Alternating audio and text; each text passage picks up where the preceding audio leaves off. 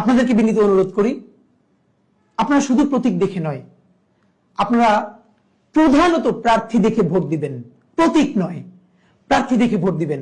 আপনার এলাকায় কারা নির্বাচন করছেন আপনি সবার প্রোফাইল নিয়ে একটু ঘাটুন। বিএনপির কে, জামাতের কে, এনসিপির কে, স্বতন্ত্রকে, সবার উপর একটু আধা ঘন্টা সময় দিন। দেখেন, একবার ভালো একটা মানুষকে ভোট দিবেন, 5টা বছর ভালো থাকবেন, আপনি ভালো থাকবেন, আপনার পরিবার ভালো থাকবে, আপনার এলাকা ভালো থাকবে, আপনার দেশটা ভালো থাকবে।